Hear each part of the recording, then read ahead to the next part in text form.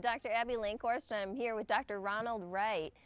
We're two physicians from Norton Clark Hospital, and today we're in Western Kenya providing medical care with a group of physicians and nurses from both Texas and Kentucky. We are standing outside the entrance to RTC Missions Hospital. We are near beautiful Lake Victoria in Homa Bay County in Kenya. Today we want to introduce you to the wonderful people who are involved in this process, in this place, and we also want to introduce you to the specific people who are involved in bringing this dream to fruition.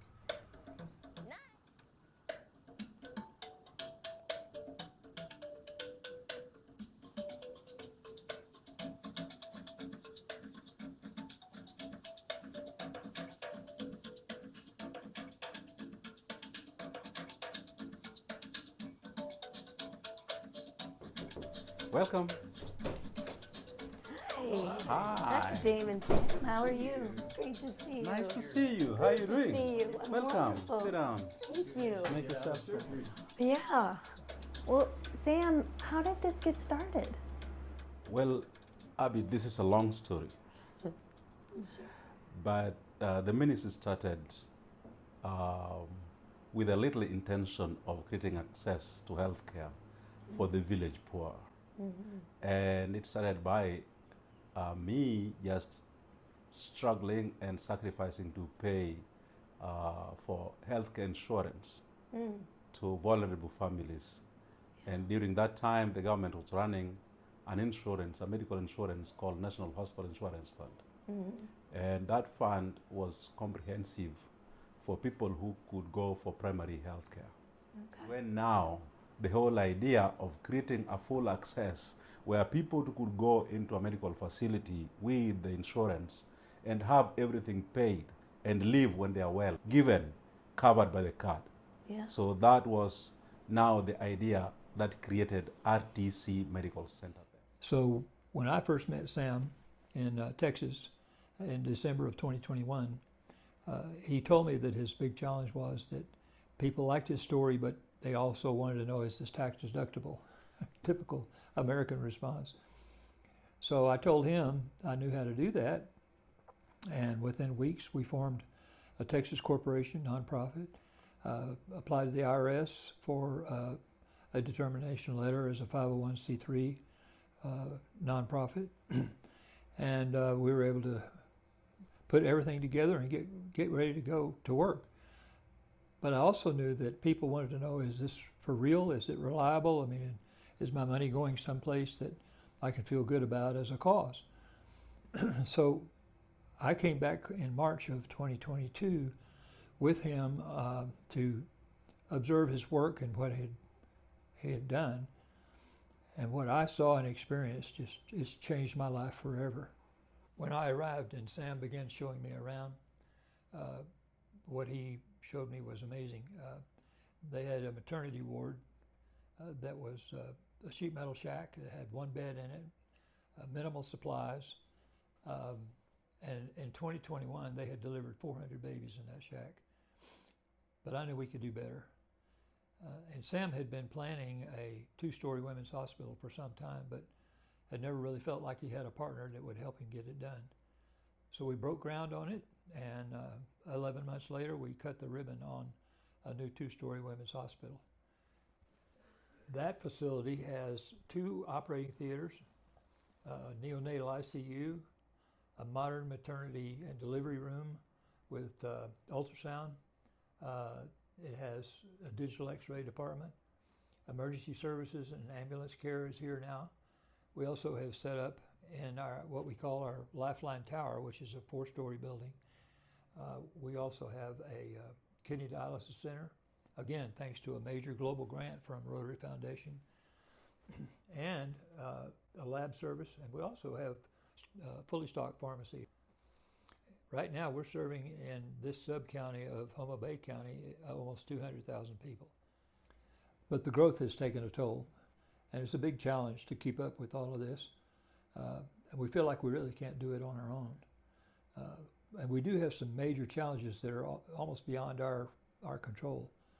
So Sam, why don't you tell her a little bit about the social health insurance plan and the impact that's had not only this hospital but thousands of them here in Kenya.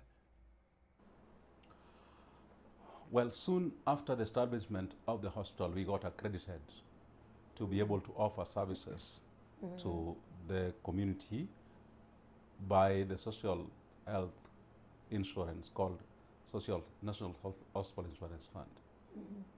And so we operated with this, and you see nearly 98% to 99% of the local population are credited to this fund.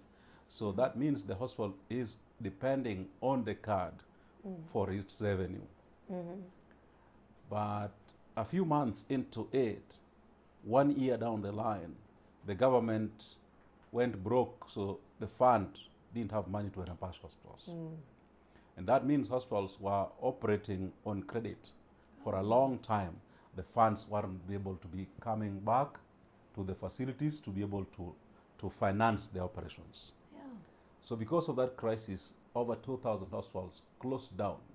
They died a natural death. And they completely rendered even their staff jobless. So there was a huge redundancy. But then, that was for the hospitals that were operating, some of them on rented space. But soon after that, the government changed over from National Hospital Insurance Fund to Social Health Authority. So the Social Health Authority came into force, and they decided to do fresh accreditation for hospitals. So that means that they were doing fresh inspection and accreditation. So during that fresh inspection, they closed 2,400 hospitals. Oh my gosh. So the crisis became bigger. People lost jobs. But not only that, even the local population was starved of choices where to go when you are sick. So only a few hospitals remained, and majorly public hospitals, which are operating on consultation basis only. There's no medicine. So this is where actually we also belonged.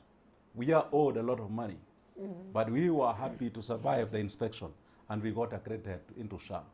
So we started operating and giving services to people who were actually now listed into the new authority. But there again, the government is not been able to reimburse us on timely basis. So we are waiting for 6, 7, 1 year before they do reimbursement. So reimbursement is not coming on periodic terms. They are coming with no uncertainties. Sometimes you get funded, you get paid very little money when you have waited for 3 or 4 months. What's the solution?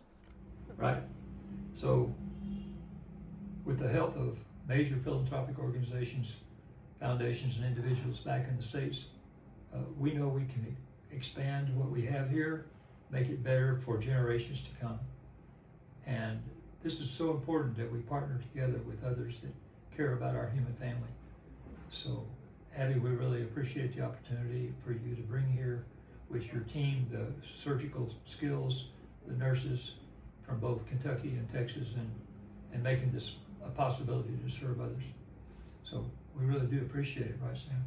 But you have seen by yourself how many people turn out into this facility who need service. You've also seen how much we have people who need care. We are so grateful for your coming. And by your coming, now you have the experience of what we deal with on a daily basis. But with your support, we're also still happy that with that experience and what you've given back to our society is of great importance. It was a much needed service that you've rendered to our people. We welcome you again. Invite your friends so that together we may be able to serve our human family and serve God by serving mankind. And Sam, thank you so much for inviting us. It's been an absolutely fantastic experience. The welcome from the community, the opportunity to see how things are functioning here, the opportunity to mostly be a part of the team here and integrate ourselves into what you've already established has been phenomenal. And I think every one of us that made this trip this time around is eager and excited to come back and to hopefully bring our skill set and our knowledge and continue to serve the community here. It's been an absolute honor and a gift for each one of us. So thank you.